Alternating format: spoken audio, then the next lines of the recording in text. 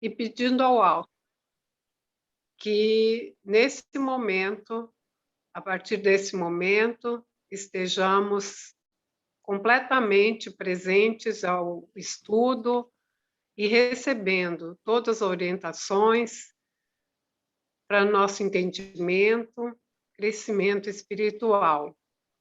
Pai nosso que estais nos céus, santificado seja o vosso nome, venha a nós o vosso reino, seja feita a vossa vontade, assim na terra como no céu. O pão nosso de cada dia dai-nos hoje, perdoai as nossas ofensas, assim como nós perdoamos a quem nos tem ofendido. E não nos deixeis cair em tentação, mas livrai-nos de todo o mal. Que assim seja. Sim. Então, vamos lá, pessoal. Do livro Paulo e Estevão, página 19 aqui do nosso arquivo de PDF. Descansando na ternura que a presença dos filhos lhe oferecia ao espírito desolado, dava curso às lágrimas dolorosas que lhe fluíam da alma pungida por acerbas desilusões. Entretanto, Gesiel continuava: Não choreis, meu pai, contai conosco. Amanhã eu próprio providenciarei a nossa retirada como se faz preciso. Foi nesse instante que a voz paternal se ergueu soturna e acentuou: Mas não é tudo, meu filho. E pausadamente, Jochebed pintou o quadro de suas angústias reprimidas, da sua cólera justa, que culminara com a decisão de atear fogo à propriedade do Verdurgo, execrando. Os filhos ouviam-nos espantados, entremostrando a dor sincera que a conduta paterna lhes causava. Depois de um olhar de infinito amor e funda preocupação, o jovem abraçou-o murmurando: meu pai, por que levantaste o braço vingador? Por que não esperastes a ação da justiça divina? Embora perturbado pelas afetuosas admoestações, o interpelado esclarecia: está escrito nos mandamentos, não furtarás.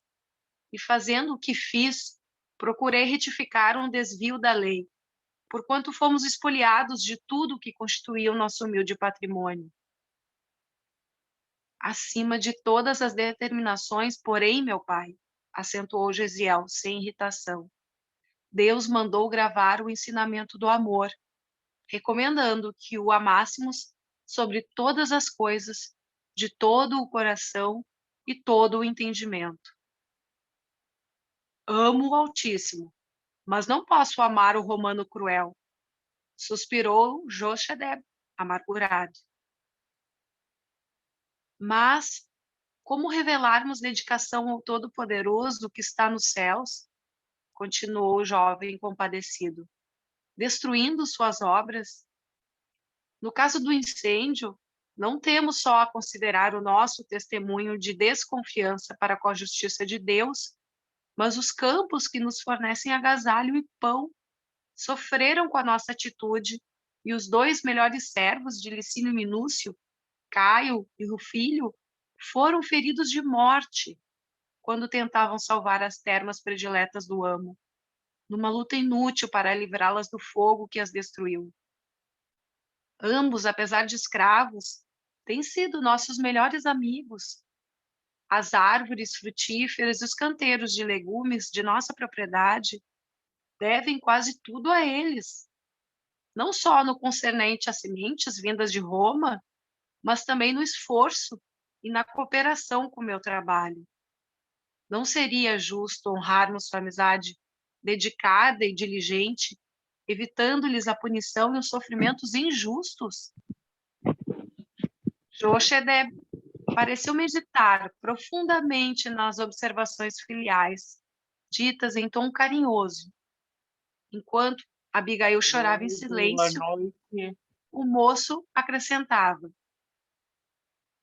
nós que estávamos em paz, nas derrotas do mundo, porque trazíamos a consciência pura, precisamos resolver agora em face do que nos advirá em represálias. Quando dava o meu esforço contra o fogo, observei que muitos afeiçoados de Minúcio me contemplavam com indisfarçável desconfiança. A esta hora, já ele terá regressado dos serviços da corte provincial.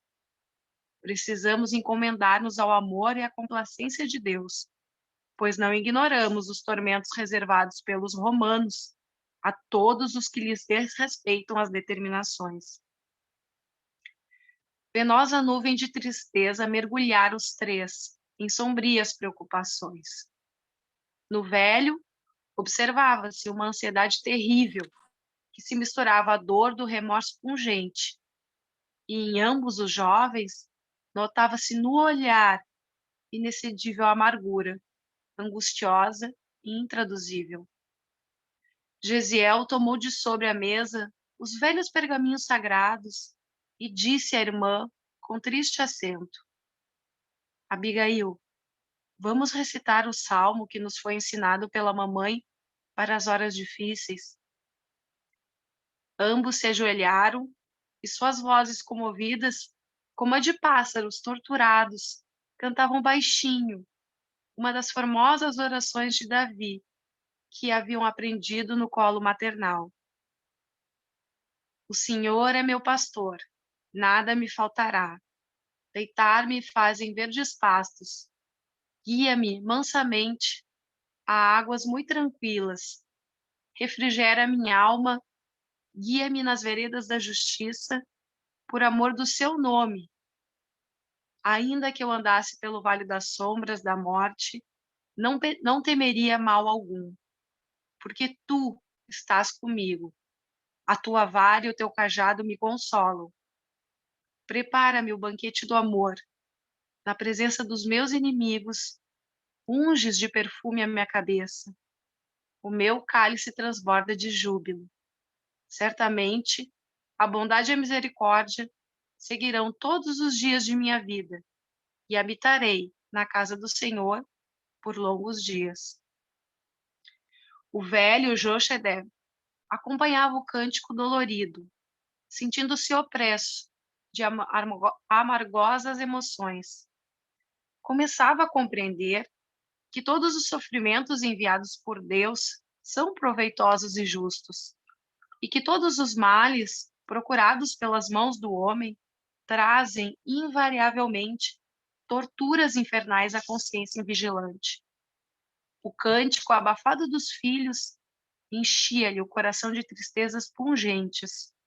Lembrava agora a companheira querida que Deus havia chamado à vida espiritual. Quantas vezes acalentar-lhe ela o espírito atormentado com aqueles versos inesquecíveis do profeta? Bastava que sua observação amiga e fiel se fizesse ouvir para que o sentido da obediência e da justiça lhe falasse mais alto ao coração. Ao ritmo da harmonia caridosa e triste, que apresentava acento singular na voz dos filhos idolatrados, Jochebed chorou longamente. Da pequenina janela aberta, no aposento humilde, seus olhos buscaram ansiosamente o céu azul, que se enchera de sombras tranquilas. A noite abraçara a natureza, e muito longe, no alto, começava a luzir as primeiras estrelas. Identificando-se com as sugestões grandiosas do firmamento, experimentou intensas comoções na alma ansiosa. Profundo enternecimento fê-lo levantar-se e, sedento de revelar aos filhinhos quanto os amava e quanto deles esperava naquela hora culminante da sua vida, inclinou-se de braços abertos, com significativa expressão de carinho. E quando as últimas notas se desprendiam do cântico dos jovens, enlaçados e genuflexos, abraçou-os em pranto, murmurando: Meus filhos, meus queridos filhos. Mas nesse instante, abriu-se a porta e um pequenino servidor das vizinhanças anunciou, com grande assombro, a lhe transparecer nos olhos: Senhores, o soldado Zenas e mais alguns companheiros chamam-vos à porta. O velho colou a destra ao peito opresso, enquanto Gesiel parecia meditar um instante. Todavia, revelando a firmeza do seu espírito resoluto, o jovem exclamou: Deus nos protegerá. Daí a instantes, o mensageiro que chefiava a pequena escolta leu o mandado de prisão de toda a família. A ordem era categórica e irrevogável. Os acusados deveriam ser recolhidos imediatamente ao cárcere, a fim de que se lhes esclarecesse a situação no dia seguinte. Abraçado aos 2 filhos, o pobre israelita marchou à frente da escolta, que os observava, sem piedade. Jochebed contemplou os canteiros de flores e as árvores bem amadas junto da casinha singela, onde tecera todos os sonhos e as esperanças da sua vida. Singular emoção dominou-lhe o espírito cansado. Uma torrente de lágrimas fluía-lhe dos olhos, e, transpondo a cancela florida, falou em voz alta, olhando o céu claro, agora recamado pelos astros da noite. Senhor, compadece-te do nosso amargurado destino.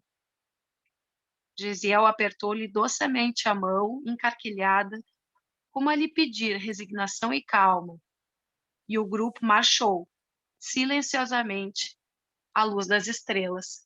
Final de capítulo.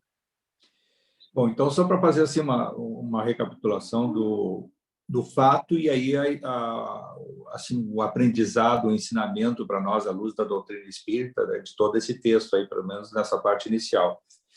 O Josedeb, tá, que esse senhor aí, que é um judeu, né, com os 2 filhos, o Gesiel e a Abigail, tá? Abigail e Gesiel, espíritos superiores, né? Dá para até ver pelo comportamento deles.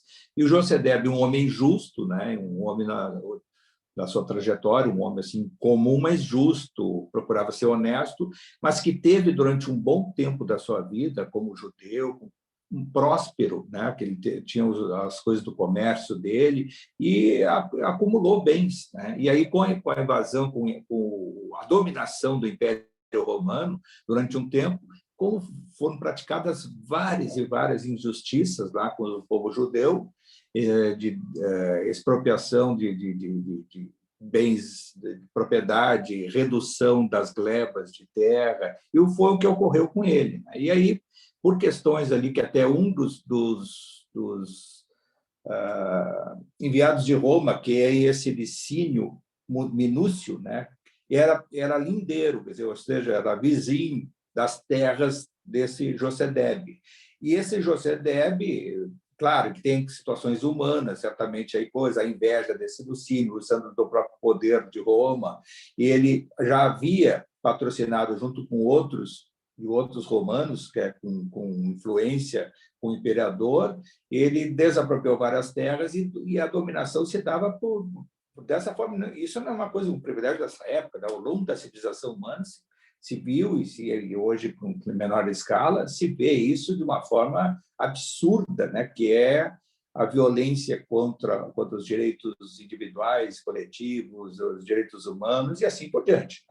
E aí olha, aí vem o nosso aprendizado. O que ocorreu com ele? Ele, no ato final dele, que tinha um outro processo, que ele estava sendo perseguido por ser judeu, e por outro, certamente, a gente vai ver assim nas entrelinhas, algum comportamento dele de antipatia em relação a esses líderes romanos, do Império Romano, ele perdeu mais terras. E aí chegou aquilo que está ali como relatado, ele foi buscar direitos sobre violência, sobre a expoliação que ele havia sido vítima, e, ao contrário, além de não conseguir a justiça, referida à justiça que ele clamava, ele foi ainda punido mais ainda e perdeu toda a propriedade. E aí vem qual o aprendizado? Eu pergunto assim, cada um de nós, se estivesse no lugar do Josedeb, o que faria? Nós seríamos um Gesiel, uma Abigail ou um Josedeb?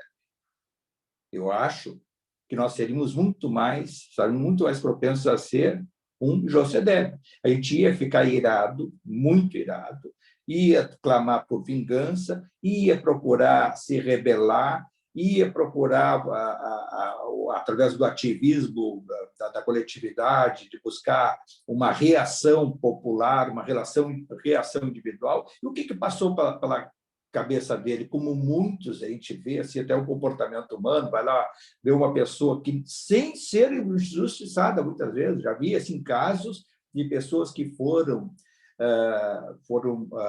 perderam o seu imóvel que era alocado e que foi objeto de algum processo judicial, para a desocupação judicial, até com a interferência da polícia, e muitas vezes, até nos seus últimos dias, havia gente destruindo paredes, portas, estragando coisas, antes de entregar o imóvel que deixou de pagar e que foi fruto de algum processo judicial, que não é o caso dele, que foi injustiçado. E, mesmo assim, o que ele passou pela cabeça dele?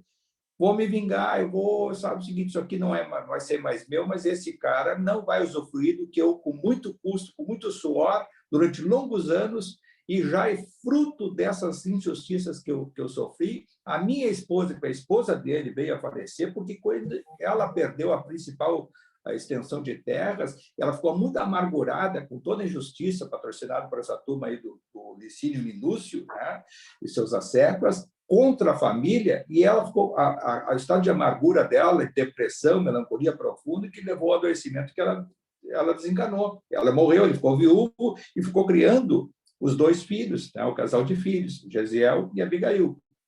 E aí, ele, no ato final de perder toda a propriedade, toda a sua riqueza, e só ia sair dali com a experiência de procurar retomar sua vida, e até a colocação que o filho dele, Gesiel, pai, nós vamos agora com esforço, vamos procurar ter o necessário para viver, vamos se lembrar da mamãe, vamos se lembrar do que a gente aprendeu sobre Deus, amar a Deus sobre todas as coisas. Tal. E aí o filho, já antes de saber que havia sido o próprio pai que tinha colocado o incêndio nas terras do verdugo que estava ali se vingando deles de uma forma muito injusta, o guri, sem saber, foi lá ainda ajudar e ajudar a combater o incêndio, quase que sai ferido gravemente, e ainda acompanhou, fruto de todo aquele incêndio criminoso, né, o desencargo. Quer dizer, a consequência foi que 2 escravos, amigos da família, amigos do Gesiel,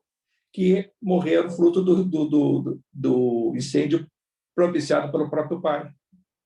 E só que essa trama coletiva, o aprendizado que se vem assim, para nós é vingança e falta da capacidade de perdoar, que o Josedeb não teve e cada um de nós, muito provavelmente, não teria. E esse é o grande aprendizado, o quanto que, às vezes, a espiritualidade superior nos delega uma convivência com estrelas, com espíritos superiores, para clarear, para o comparativo, para a nossa atitude, o que eles faziam. Eu a gente nota nitidamente, muitas crianças hoje, essas crianças assim, a gente fala lá do terceiro milênio, essas crianças com capacidade superior, a visão que muitas crianças, adolescentes, que eu percebo assim, diante de fatos que num passado recente nós teríamos uma reação, essas crianças são mais contemplativas, elas são mais fraternas, e são espíritos que são delegados pela espiritualidade superior a nos impulsionar um mundo melhor. Isso é uma história de 2000 anos atrás, é lógico, né? Espíritos que a gente sabe aí quem foi o Gesiel e a Abigail, né? Espíritos de uma dimensão crística, né? Que estiveram naquela época com a preparação já para difundir o Evangelho de Jesus. Então, esse que fica o nosso aprendizado. Cada leitura, cada estudo, o que serve para o nosso dia de hoje, o que cada um de nós poderia trazer de experiência disso. É muito difícil, não é fácil, essa coisa de boca para fora, diante de tal fato, se for comigo, eu vou perdoar, porque eu tenho que amar a Deus sobre todas as coisas, e ao próximo para si mesmo, que foi serviço que está na lei, mas a gente não segue, né? E a gente vê assim, o quanto que, ao longo da história, o que a gente já até estudou na Boa Nova, lá, o que Jesus teria, o estado dele de chorar quando teve encontros, né, com seus apóstolos, e mesmo lá no plano espiritual, em desdobramento, O choro dele era a capacidade, a maior tristeza de Jesus é aqueles que conhecem o seu evangelho e não conseguem seguir. Nós que estamos aqui, isso é um grupo que quase que fechado, que a gente estuda, procura estudar a doutrina espírita, a gente tem acesso a um pouco do conhecimento e pouco a gente se esforça para colocar em prática no nosso dia a dia. Esse eu acho que é o nosso grande aprendizado, e a gente pode seguir, então, agora para o segundo capítulo, né? Vamos lá, então. Capítulo 2. Só um pouquinho, Flavinha. Quanto tempo vai ter de leitura? Vai só para... Porque dessa primeira fase foram 20 minutos de leitura. Que tal mais 20 minutos e ele comenta, eu aviso. Tá, okay. Não, eu vi ali que quando eu terminei de ler, deram 15 minutos, tá? E foram 3 páginas. Então, mais ou menos, eu posso ir nessa linha e parar, e dar uma paradinha de 3 páginas, tá? Vamos lá, então. Capítulo 2, Lágrimas e Sacrifícios. A prisão que receberam as nossas personagens em Corinto era um velho casarão de corredores úmidos e escuros. Mas a sala destinada aos 3, conquanto desprovida de qualquer conforto, apresentava a vantagem de uma janela gradeada, que comunicava o ambiente desolado com a natureza exterior. Jochebed estava cansadíssimo, e servindo-se do manto que apanhara ao acaso ao retirar-se, Gisiel improvisou-lhe um leito sobre as lajes frias. O velho, atormentado por uma aluvião de pensamentos, descansava o corpo dolorido, entregue a penosas meditações sobre os problemas do destino humano. Sem saber externar suas dores pungentes, engolfara-se em angustioso mutismo, evitando o olhar dos filhos. Gesiel e Abigail, aproximando-se da janela, segurando-lhe as grades inflexíveis e abafando, com dificuldade, a justa inquietação. Ambos olharam instintivamente o firmamento, cuja imensidade sempre resumiu a fonte das mais ternas esperanças para os que choram e sofrem na terra. O jovem abraçou a irmã com imensa ternura e disse comovido: Abigail, lembras-te da nossa leitura de ontem? Sim, respondeu ela com a ingênua serenidade dos seus olhos negros e profundos. Tenho agora a impressão de que os escritos nos davam uma grande mensagem, pois nosso ponto de estudo foi justamente aquele em que Moisés contemplava de longe a terra da promissão, sem poder alcançá-la. O rapaz sorriu satisfeito por sentir-se identificado nos seus pensamentos e confirmou: vejo que estamos de perfeito acordo. O céu, esta noite, oferece-nos a perspectiva de uma pátria luminosa e distante. Lá, continuava apontando o zimbório estrelado, organiza Deus os triunfos da verdadeira justiça, dá paz aos tristes, conforto aos desalentados da sorte. Certamente nossa mãe está com Deus, esperando por nós. Abigail mostrou-se muito impressionada com as palavras do irmão e acentuou: estás triste? Ficaste agastado com o proceder de nosso pai? De modo algum, atalhou o moço, afagando-lhe os cabelos.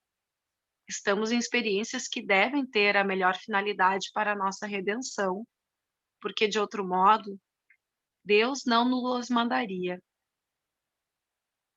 Não nos aborreçamos com o pai, tornou a jovem. Estive pensando que se a mamãe estivesse conosco, ele não chegaria a reclamações de tão tristes consequências. Nós não temos aquele poder de persuasão com que ela, carinhosa sempre, iluminava a nossa casa. Lembras-te? Sempre nos ensinou que os filhos de Deus devem estar prontos para a execução das divinas vontades. Os profetas, por sua vez, nos esclarecem que os homens são varas no campo da criação. O Todo-Poderoso é o lavrador, e nós devemos ser os galhos floridos ou frutíferos na sua obra. A palavra de Deus nos ensina a ser bons e amáveis. O bem deve ser a flor e o fruto que o céu nos pede. Nessa altura, a bela jovem fez uma pausa significativa. Seus grandes olhos estavam velados por um tênue véu de pranto, que não chegava a cair. Entretanto, continuou ela, emocionando o irmão carinhoso, sempre desejei fazer algum bem, sem jamais o conseguir. Quando nossa vizinha enviuvou, quis auxiliá-la com dinheiro, mas não o possuía. Sempre que me surge uma oportunidade de abrir as mãos, tenho-as pobres e vazias. Então agora, penso que foi útil a nossa prisão. Não será uma felicidade neste mundo podermos sofrer alguma coisa por amor de Deus? Quem nada tem, ainda possui o coração para dar. E estou convicta de que o céu nos abençoará pela nossa resolução em servi-lo com alegria. O rapaz aconchegou ao peito e exclamou: Deus te abençoe pelo entendimento das suas leis, irmãzinha. Longa pausa estabelecera-se entre ambos, enquanto mergulhavam no infinito da noite clara, os olhos ternos e ansiosos. Em dado instante, voltou a jovem a considerar. Por que será que os filhos de nossa raça são perseguidos em toda parte, provando injustiça e sofrimentos? Suponho, respondeu o moço, que Deus o permite a exemplo do pai amoroso, que para educar os filhos mais jovens e ignorantes, toma por base os filhos mais experientes. Enquanto os outros povos amortecem forças na dominação pela espada ou nos prazeres condenáveis, nosso testemunho ao Altíssimo, pelas dores e amarguras, multiplica em nosso espírito a capacidade de resistência, ao mesmo tempo que os outros homens aprendem a considerar com o nosso esforço as verdades religiosas. E fixando o olhar sereno no firmamento, acrescentou: Mas eu creio no Messias Redentor, que virá esclarecer todas as coisas. Os profetas nos afirmam que os homens não o compreenderão. Entretanto, ele há de vir ensinando o amor, a caridade, a justiça e o perdão. Nascerá entre os humildes, exemplificará entre os pobres, iluminará o povo de Israel, levantará os tristes e oprimidos, tomará com amor todos os que padecem no abandono do coração. Quem sabe, Abigail, estará ele no mundo sem o sabermos? Deus opera em silêncio e não concorre com as vaidades da criatura. Temos fé, e a nossa confiança no céu é uma fonte de força inesgotável. Os filhos da nossa raça muito têm padecido, mas Deus saberá por quê, e não nos enviaria problemas de que não necessitássemos. A jovem pareceu meditar longamente e obtemperou, depois de alguns instantes. E já que falamos em sofrimentos, como deveremos esperar o dia de amanhã? Prevejo grandes contrariedades no interrogatório. E afinal, que farão os juízes de nosso pai e de nós próprios? Não deveremos aguardar senão desgostos e decepções. Mas não esqueçamos a oportunidade de obedecer a Deus. Quando experimentou a ironia de sua mulher, nas desditas extremas, Jó teve a boa lembrança de que se o Criador nos dá os bens para a nossa alegria, pode enviar-nos igualmente os dissabores para o nosso proveito. Se o papai for acusado, direi que fui eu o autor do delito. E se te flagelarem por isso? Perguntou ela de olhos ansiosos. Entregar-me-ei ao flagício com a paz da consciência. Se estiveres juntos de mim nesse instante, cantarás comigo a prece dos que se encontram em aflição. E se te matarem, Gesiel, pediremos a Deus que nos proteja. Abigail abraçou mais ternamente o irmão, que por sua vez dissimulava a custo a emoção que lhe ia na alma. A irmã querida constituíra sempre o tesouro afetivo de toda a sua vida. Desde que a morte lhes arrebatara a genitora, dedicara-se à irmã com todas as veras do coração. Sua vida pura dividia-se entre o trabalho e a obediência ao pai, entre o estudo da lei e a afeição meiga companheira da infância. Abigail contemplava alternamente enquanto ele a abraçava com o enlevo da amizade pura, que reúne duas almas afins. Depois de meditar longos minutos, Gesiel falou comovido: Se eu morrer, Abigail, hás de prometer-me seguir à risca aqueles conselhos da mamãe, para que tivéssemos a vida sem mácula neste mundo. Lembrar-te-ás de Deus e da nossa vida de trabalho santificador, e nunca ouvirás a voz das tentações que arrastam as criaturas à queda nos abismos do caminho. Recorda-te das últimas observações da mamãe no leito da morte? Se recordo, respondeu Abigail com uma lágrima. Tenho a impressão de ouvir ainda as suas últimas palavras. E vocês, meus filhos, amarão a Deus acima de tudo, de todo o coração e de todo o entendimento. Gesiel sentiu os olhos úmidos com aquelas recordações e murmurou: Feliz de ti, que não esqueceste. E como quem desejava mudar o rumo da conversa, acrescentou, sensibilizado: Agora precisas descansar.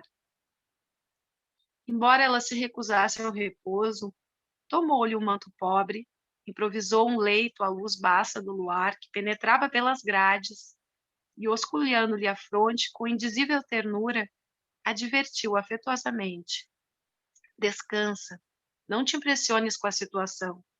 Nosso destino pertence a Deus.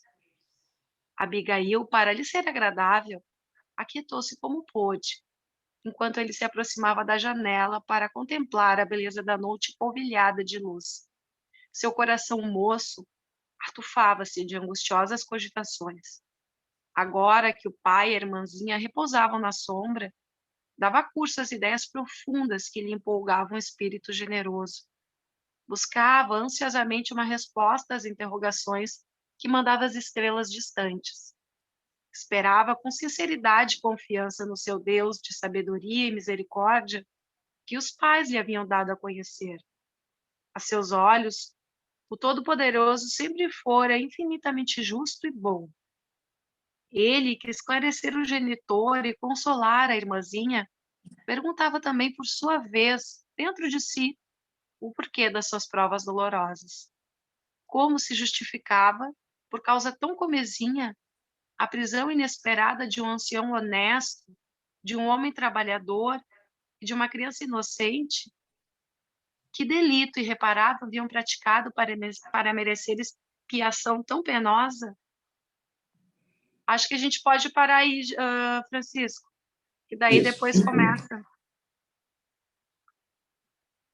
Tá, Flávia, então essa questão aí de interromper, só para fazer uma menção do primeiro, de frisar novamente o quanto desses dois espíritos eram superiores, né? São espíritos assim de elevada envergadura. Quando fala agora já no finalzinho assim, expiação, não é necessariamente expiação deles, é a prova que eles vieram de exemplificar o amor, né? O gesto da capacidade de perdoar. Eu acho que eu vejo nessa a grande missão desses dois, porque tem aquela questão de a gente dizer assim, entre o que é expiação, o que é uma prova. Nem toda prova é uma expiação. Aí toda expiação, ela tem a prova de tu passar pelo processo, que no caso do pai deles, sim, dá para notar desde o início desse episódio, quando ele se dá conta que o filho participou até por acudir aqueles que estavam sendo vítimas do próprio incêndio que ele ocasionou, ele passa ali por um processo necessário de arrependimento, começa a trabalhar esse arrependimento, e aí sim, esse processo que ele passa agora, fruto do seu arrependimento, de saber que ele deu causa àquele erro, e ele passa a expiação. Ele está no processo de expiação, o pai. Tá? E necessariamente vai ter que passar depois, a gente vai ver na sequência, e provavelmente que seja também no plano espiritual, o processo de reparação. E essa reparação, ela necessariamente, muitas e muitas vezes, ela ocorre em vidas subsequentes. E aí eu queria fazer um parêntese também com aquilo que eu já falei a semana passada sobre a questão do povo judeu. Ela menciona ali o que esse nosso povo faz para ser tão perseguido. Se a gente estudar a história do povo hebreu, e for até trazer ainda mais para a época de Abraão e de outros, mas vamos ficar daqui para cá, né? De 2000 para 2000 anos depois, aqui hoje. Quando a gente vê aquele episódio que a gente falou da Segunda Guerra Mundial, da perseguição com os judeus, quando a gente percebe hoje a ascensão do povo judeu e uma reação do povo palestino contra os judeus, a gente vai ver se provavelmente trocam os personagens, mas o fato é o mesmo. Só há uma inversão de polaridade hoje, por exemplo, os palestinos dizem que o superpoder dos judeus oprimindo o povo palestino. Na Segunda Guerra Mundial, se via os nazistas perseguindo os judeus, entre outros, né? E daquela forma absurda e torturante que foi, penosa, mas não necessariamente os espíritos envolvidos sejam os mesmos. E acima, muitas vezes, uma inversão. Né? A inversão. Aquele que hoje esteja lá, a situação do judeu contra o palestino, pode ser o palestino está fazendo hoje, está usando a persona, né, a sua personalidade, como um judeu. E ele com a reação instintiva, ou muitas vezes até passando pelo processo necessário de expiação. Tá? E aí, na expiação, vai trabalhar a capacidade necessária de perdoar, de se submeter e reparar. Então, aí vem o nosso aprendizado da doutrina. Né? E aí vem a luz do Evangelho de Jesus, de todas as coisas que a gente percebe, a coisa a foto da nossa existência hoje atual, essa é apenas uma encarnação, nós temos um passado e temos uma projeção para o futuro. E isso aí passa a ser um processo histórico e que ele se repete. E aí, ao longo desse processo de repetição, há um aperfeiçoamento espiritual, ou seja, uma evolução espiritual necessária, que cada um de nós vai passando, invertendo essas polaridades, essas personalidades que a gente vai vivenciando e revivendo, muitas vezes até no próprio seio da própria coletividade, mas, posteriormente, vivendo a situação invertida para uma necessidade interior que tem. Não é punição, é muitas vezes um pedido do próprio espírito, que ele só tem uma forma de reviver aquela situação e expiar, se arrependendo, limpar no seu perispírito, no seu campo mental, no seu corpo mental, aquela situação pretérita, que é reviver a situação na situação invertida. E aí é que perde, talvez, essa menina, a Abigail, vai saber se tem alguns milênios para trás, centenas de anos. Oi? Ô, Francisco, a Abigail e o Estevão, eles vieram num plano, né, junto com o Paulo, né, para que pudesse ter toda essa questão aí, né, juntos, bom, né. O Estevão é outro, que até a gente vai depois, vai ter bastante de Estevão depois, né, mas o Estevão se sabe que até... O Estevão Gesiel, né? Desculpa, eu pulei o nome, o Gesiel, né, o Gesiel, sim, antes do Estevão, tá, antes do Estevão. Isso. A Abigail e o Gesiel vieram num plano, um plano praticamente montado, a gente consegue perceber, montado por Jesus, para que também viesse depois a questão do Saulo e do Paulo, né? Isso, aí faz parte de toda aquela arquitetura celestial, né? Que vamos dizer assim, o próprio Jesus, os espíritos crísticos, que aí é aquele processo de centenas e centenas, talvez milênios, né? Que foi preparada a vinda de Jesus. E nesse cenário todo, né? Lógico que tudo, quando surge depois o Paulo de Tarso, o próprio Paulo teria que ser o Paulo, né, fazendo como fez daquela forma, e o subsídio para que ele viesse a ter aquela trajetória foi a própria amargura da convivência que teve com a Abigail, e aí os fatos que a gente vai ver mais adiante aí.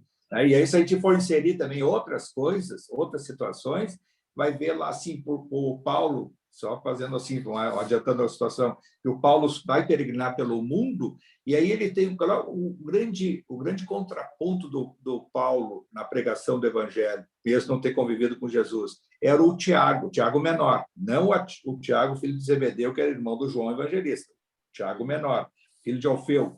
Tá? Esse Tiago era um judeu ortodoxo, cristão, lógico, seguidor de Jesus, mas ele queria pregar o que Jesus, eu já estou até invadindo outros assuntos aí, mas pregar o que o Jesus estabeleceu no seu evangelho à luz do judaísmo. Então, ele queria manter a tradição judaica e incorporando situações que Jesus ensinou, o amor e essas coisas mais. E o Paulo, que era o rabino, que era o judeu clássico ortodoxo, vem romper com tudo isso e dizer que não, a pregação de Jesus é incompatível com o judaísmo ortodoxo. Não tem como. E aí tem aquelas questões que um prega isso, aqui. Eu acho que até durante o livro vai ter essa passagem lá adiante, tá? Eu lembro que até tem a passagem essa das brigas do Paulo com o Tiago. Mas é só um parênteses, vamos tocar. Não sei se dá para ler um pouquinho mais aí, vamos encerrar. Vai até 5:50 aí. Ô, Francisco, só uma dúvida. O pai, o Jochedeb, se ele tivesse aceitado o conselho dos filhos e tivesse se submetido e não tivesse ido contra o império, isso aí poderia se tornar uma prova, não uma expiação, se ele tivesse perdoado e deixado passar, ou continuaria sendo uma expiação? Lógico que sim, assim vale para sempre trazendo para a nossa vida. Os nossos erros, que são reação do que a gente vivencia, a gente reage. Por exemplo, quando eu disse, cada um de nós seria um Josedeb, não seria o Abigail ou o Gesiel. E aí a gente age por instinto, tem uma reação humana, e isso gera uma consequência, a lei de causa e efeito. Ele, se não reagisse daquela forma e tivesse seguido o que os filhos tinham, a proposta dos filhos, e tivesse pensado, mesmo que amargurado, olha, eu tenho vontade. Quantos de nós, às vezes, a gente não pensa, eu tenho vontade de fazer tal coisa? E acaba até não fazendo. Isso já é uma evolução.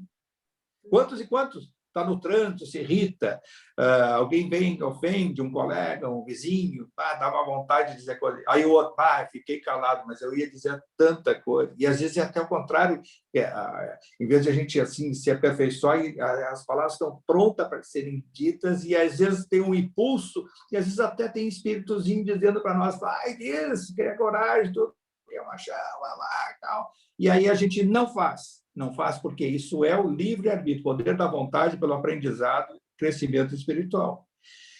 Quando faz, até dá um alívio, né? E o alívio esse é meio que esse estertor que a gente tem, às vezes, até de dizer horrores e ter uma reação física e sudorese e tal, alivia, né? E esse alívio até é compatível, muitas vezes, dentro de uma sessão mediúnica que a gente recebe uma entidade espiritual e aquela reação, né, de truculenta, né, de gritar, de fazer, se bater todo, aquilo ali traz alívio para o médium. Mas não necessariamente aquilo é uma postura de elevação espiritual, ele é mais primitivo, até que o aperfeiçoamento espiritual nos leva a ter reações mediúnicas menos ostensivas, né? E simplesmente trabalhar mais o campo mental. Mas isso também é evolução, né? E se a gente dá vazão a isso, como médium eu vejo, quantas e quantas entidades essas se manifestam,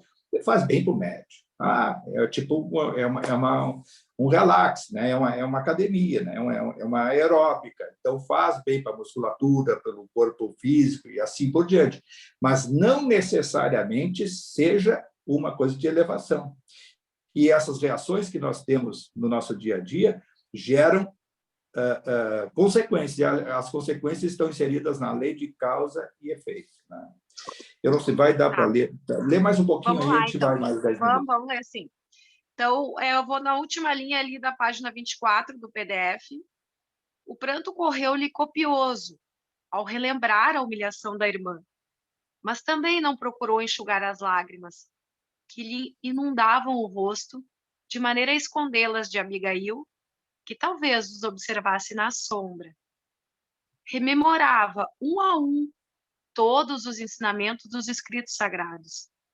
As lições dos profetas consolavam-lhe a alma ansiosa. Entretanto, vagava-lhe no coração uma saudade infinita. Lembrava-se do carinho materno que a morte lhe arrebatara. Se presente aquele transe, a mãe saberia como confortá-los.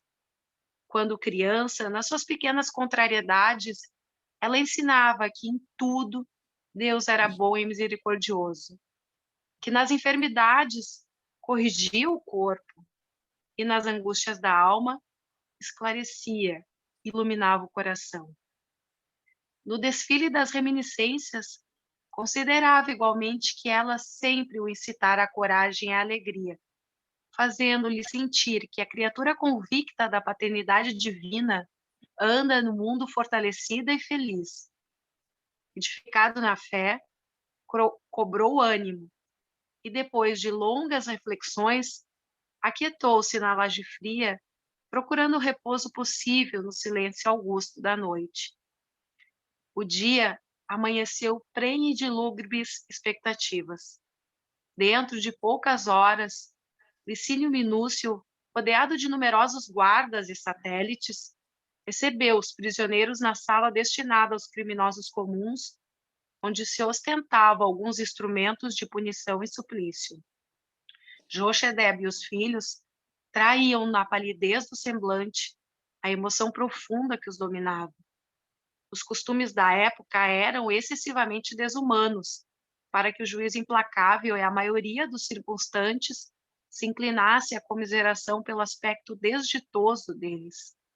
Alguns esbirros perfilavam-se junto dos potros de castigo, de onde pendiam açoites e algemas impiedosos. Não houve interrogatório, nem depoimento de testemunhas, como seria de esperar antes das providências tão odiosas. E chamado rudemente pela voz metálica do legado, o velho judeu aproximou-se vacilante e trêmulo. Jochedeb, exclamou o algoz impassível e sanhudo. Os que desacatam as leis do império devem ser punidos de morte, mas eu procurei ser magnânimo em consideração à tua velhice desamparada. Um olhar de angustiada expectação transfigurou o rosto do acusado, enquanto o patrício esboçava um sorriso irônico. Alguns operários lá da herdade, continuou Licínio, viram-te as mãos perversas na tarde de ontem, quando incendiaste as pastagens. Esse ato redundou em sérios prejuízos para os meus interesses, além de ocasionar males talvez irreparáveis à saúde de 2 servos muito prestimosos. Como nada tens de teu para compensar o dano causado, receberás o justo corretivo em flagelações, para que nunca mais venhas a erguer tuas garras de abutre contra os interesses romanos. Sob o olhar angustiado e lacrimoso dos filhos, o velho israelita ajoelhou-se e murmurou: Senhor, por piedade. Piedade? Berrou Minúcio com rispidez. Cometes um crime e imploras favores? Bem se diz que tua raça se compõe de vermes asquerosos e desprezíveis. E designando o tronco, disse friamente a um dos sequazes: Pessênio, avia-te, vergasta-o 20 vezes. Ante a muda aflição dos jovens, o respeitável ancião foi solidamente algemado. O castigo ia começar quando Gesiel, rompendo a expectativa geral, aproximou-se da mesa e falou com humildade. Questor ilustríssimo, perdoai a minha covardia de haver calado até agora. Asseguro-vos, porém, que o meu pai está sendo acusado injustamente. Fui eu que incendiou os terrenos da vossa propriedade, perturbado pela sentença de confisco exarada contra nós. Dignai-vos, pois, libertá-lo e dar-me a minha merecida punição. Aceitá-lo-ei de bom grado.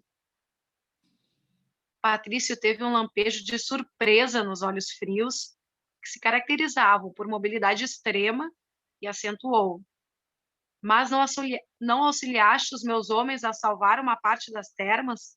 Não foste o primeiro a medicar o filho? Assim fiz, levado pelo remorso, ilustríssimo, retrucou o rapaz, ansioso por isentar o pai do suplício iminente. Quando vi a extensão do fogo comunicando-se às árvores, temi as consequências do ato praticado, mas agora confesso ter sido seu autor. Nesse íntere, receoso pela sorte do filho, Jochedeb exclamou intimamente atormentado: Gesiel, não te inculpes por uma falta que não cometeste. Mas, Pontilhando as palavras com extrema ironia, o legado replicou, dirigindo-se ao moço hebreu. Está bem? Poupei-te até agora, baseado nas falsas informações que me deram a teu respeito. Contudo, terás também o teu quinhão de disciplina indispensável. Teu pai pagará pelo crime em que foi visto de maneira inegável, e tu pagarás pelo que confessaste espontaneamente. Colhido de surpresa pela decisão que não esperava, Gesiel foi conduzido ao poste de tortura em frente da angústia paterna. A seu lado postou-se o companheiro de Pessênio, que o atou sem piedade aos elos de bronze, e as primeiras vergastadas começaram a lamber-lhe o dorso, impiedosas, isócronas. 1, 2, 3. Jochebed revelava profunda debilidade, vendo-se-lhe o peito arfar penosamente, ao passo que o filho demonstrava tolerar o suplício com heroísmo e nobre serenidade. Ambos de olhos fixos em Abigail, que os contemplava excessivamente pálida, entremostrando nas lágrimas ardentes que derramava o cruciante martírio do seu espírito afetuoso. A punição terrível ia quase a meio, quando o mensageiro entrou no recinto e em voz alta anunciou ao legado em tom solene. Ilustríssimo, portadores de vossa casa participam que o servo Rufílio acaba de falecer. O cruel patrício franziu o sobrolho, como costumava fazer nos momentos de explosão colérica. Sentimentos rancorosos lhe afloraram a face, que a perversidade de egoísmo exacerbado vincara de traços indeléveis. Era o melhor dos meus homens, bradou. Estes judeus malditos pagarão muito caro essa afronta. Filócrio aplica-lhe mais 20 vergastadas, e em seguida leva-o à prisão, de onde deverá seguir para o cativeiro nas galeras. Entre as pobres vítimas e a jovem aflita, trocou-se um olhar de significação intraduzível. Aquele cativeiro era a ruína e a morte, e ainda não se haviam recobrado da cruel surpresa, quando o juiz inexorável prosseguiu. Quanto a ti, Pessênio, renova a tarefa. Esse velho criminoso e sem escrúpulos pagará a morte do meu fiel servidor. Golpeie-lhe as mãos e os pés, até que fique impossibilitado de caminhar e praticar o mal. Ante a sentença iníqua, Abigail caiu de joelhos em preces ardentes. Do peito do irmão escapavam fundos suspiros, nevoando-se-lhe os olhos de lágrimas dolorosas, ao conjeturar a inexorável desdita da irmãzinha, enquanto o pai lhe buscava ansiosamente o olhar, receoso da hora extrema. Não quer parar por aqui, Francisco, para tu comentar um pouquinho? Que faltam 5 minutos. Tá. Se a gente aprofundar um estudo dessas leituras, a gente vê a crueldade e tudo que sempre ocorreu e o quanto que a gente pode comparar com as nossas dores, as possíveis injustiças que a gente sofre no dia a dia ou durante a nossa vida, ou que a gente veja em relação a terceiros, o quanto de aprendizado, se a gente pegar essa obra, o Paulo e o Estevão, a gente vai ver do início ao fim, depois toda a trajetória do próprio Paulo, lá quando ele se converte, o quanto que se tem de afronta assim, a dignidade humana e a necessidade de a gente ver assim o comparativo. Será que eu perdoaria? Será que eu perdoaria? Eu, Abigail, assisti toda essa cena com o pai, fruto também do início lá de uma injustiça, uma reação humana dele, normal pelas nossas imperfeições, né, de cada um de nós. O Abigail, o Ezequiel, o Gesiel se tomar à frente do crime possivelmente cometido, e aí o pai afronta, diz assim, faz e entra num conluio em que os dois são condenados dessa forma, e aí vem a notícia daquele escravo, que o escravo era amigo do filho, né? E que foi vítima do próprio pai, e que ele acudiu o escravo, e o Licínio sabia disso, tinha essa informação.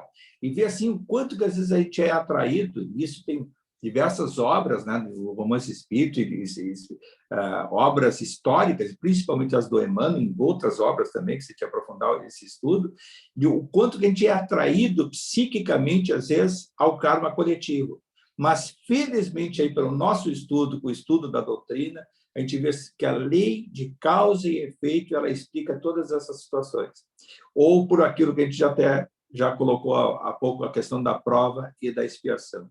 Ou a gente está num processo final de reparação ou de despertar, fruto de um arrependimento necessário, para expiar uma situação, para posteriormente reparar. E essa reparação só conseguimos a explicação na doutrina espírita, porque ela invoca a necessidade de reparação não necessariamente durante a encarnação, e sim posteriormente.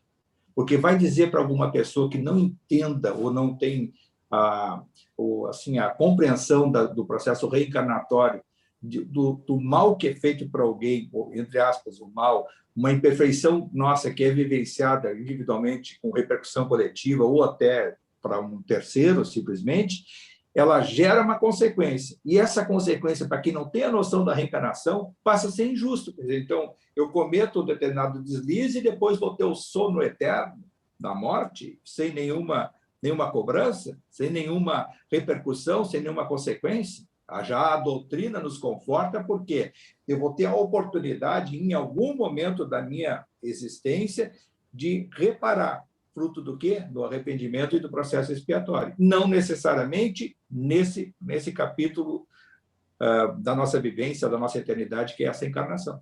Isso que nos conforta e nos dá essa possibilidade. E aí dizem o que os instrutores, os espíritos luminares, e os ensinamentos de Jesus, no próprio Evangelho, que ai daquele que estiver em convivência com o seu irmão, que não reparar no momento certo, aquelas coisas, e senão vai ser levado ao juízo e para todo sempre será cobrado. Quer dizer, o cobrado, o que é? A consciência nossa, que vai, em algum momento, enquanto que eu não trabalhar o processo de arrependimento e expiação e reparação, eu vou ficar atormentado na minha alma, quer dizer, no meu espírito. E isso que é o grande aprendizado que a gente vai ver na sequência dessa obra aí, lá adiante. Eu acho que está agora, então, vamos aproveitar e, no horário, encerrar hoje. Sim, uma coisa que me chamou a atenção é que em alguns atendimentos, assim, a gente pede que as pessoas, quando vê que as pessoas são muito tomadas pelo impulso, né?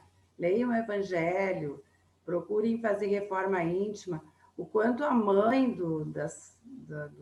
dos filhos ali era uma pessoa espiritualizada e que o recado chegou para o pai pelas escrituras. O filho leu e ele foi tão orgulhoso, né, que não quis. Então, a diferença que tem nessa família de um pai orgulhoso, de uma mãe que deixou tanto aprendizado, né? Que diferença que tem aí entre um homem e uma mulher dentro de uma família. E, assim, eu discordo um pouco de ti quando nós todos faríamos isso. Eu acho que se a gente pensar assim, a gente nunca vai se reformar intimamente. Eu acho que está faltando exatamente a espiritualidade na vida das pessoas, na medida que elas não... para que serve o Evangelho? Né? A gente está vivenciando isso também, estudar cada pedacinho do Evangelho, entender... Mas o que eu queria falar é isso, como me chamou a atenção a mensagem que essa mãe deixou para os filhos e o quão distante esse pai está dessa situação.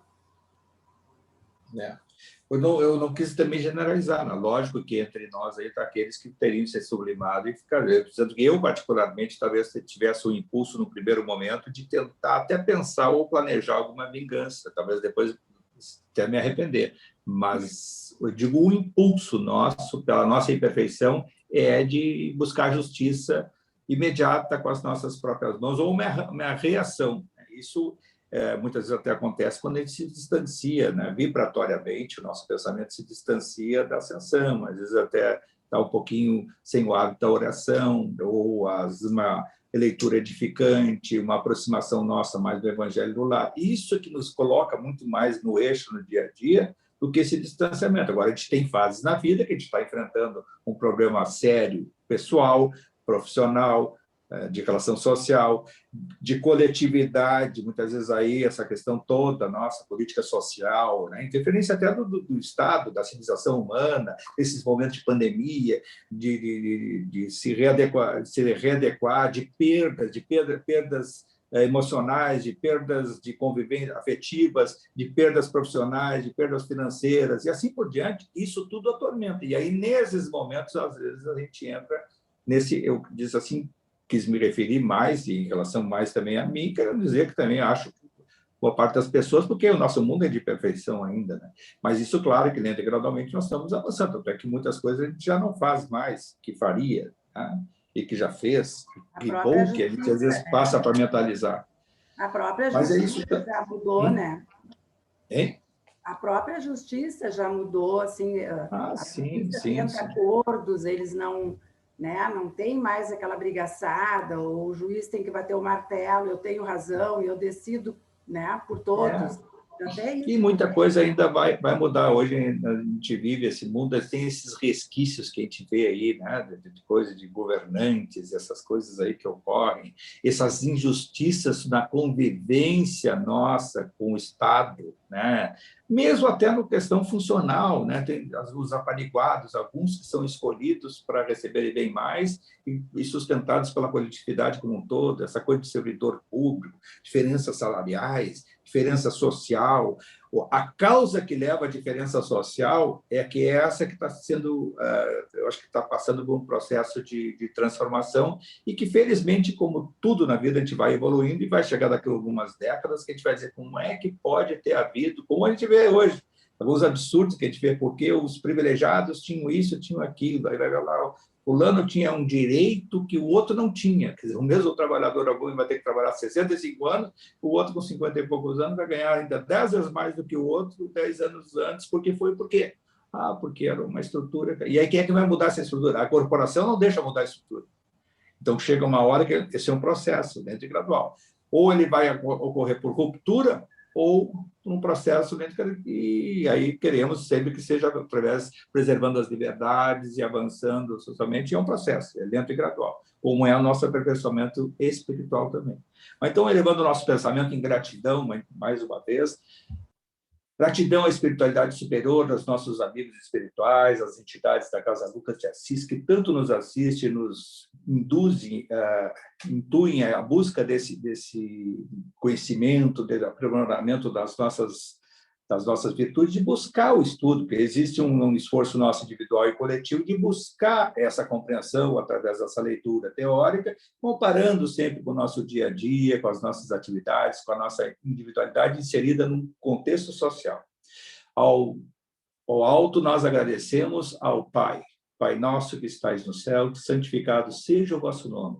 Venha a nós o vosso reino. Seja feita a vossa vontade, assim na terra como no céu. O pão nosso de cada dia que nos dai hoje. Perdoai as nossas ofensas, assim como nós perdoamos a quem nos tem ofendido. E não nos deixeis cair em tentações, mas livrai-me de todo o mal, Senhor. E que assim seja. Francisco, Oi. Se o José Débio, esse aí, tivesse assistido às aulas da Casa Lucas, ele não teria feito essa bobagem. Então vamos procurar não ser o José Débio, né? Mas a gente já foi. Eu já fui José Débio. Eu também. Eu vou te dizer uma coisa, concordo, tá? A Tenho grande esmagadora, os 7 bilhões e alguma coisa, deve ter um 0,00% como o Gesiel e a Abigail, tá? Porque não exatamente. é muito difícil, Não, entendeu? e a outra questão é o seguinte, que não é o fato de ter sido um José Débio na ação dele, mas no pensamento, então, aí é multifacetária. Te No lembra disso aqui, pensamento não? dos Era nossos assim, desejos. Chego a ter vergonha de coisa que eu já pensei no passado como vingança, e hoje eu digo assim, como é que eu pude pensar nisso? Mas isso aí, infelizmente, até nos pesa um pouco na consciência, mas nos dá um alívio que, querendo ou não, dizem os espíritos que isso aí é crescimento, né? Mas tudo bem. Não podemos aí, então, nos enganar, não podemos nos enganar achando que a gente está bem na foto. É isso aí. Uma sugestão para a semana que vem. Obrigada. eu desconfio que tu leia o capítulo antes para fazer o comentário da aula, né? Então, eu acho que seria bom escolher o lugar ideal para parar a leitura, para não cortar um tema, não cortar uma... Mas eu até, claro, eu não li, assim, não consegui ler todo, dei uma lida por cima, né? Uma coisinha, como é que vai. Mas tem boa parte, vai ser difícil não cortar uma história. Agora, por exemplo, eles vão lá pela bolsa, nem vi ali o que vai acontecer depois, vai ter morte na parada. Mas aí, o que tem momentos que dá uma respirada, né? Eu acho que seria vantajoso escolher o momento ideal. Vamos ver, vamos tentar ver isso aí antes, aí eu já digo para a Flávia onde é que a gente vai interromper. É uma boa. Tá bom. Mas Tá eu bom, já então. vi que mais ou menos as 3 páginas dá um tempo bom, assim, para dar uma respirada e tu comentar. Eu já vi que umas 3 páginas vai, assim... Mas, realmente,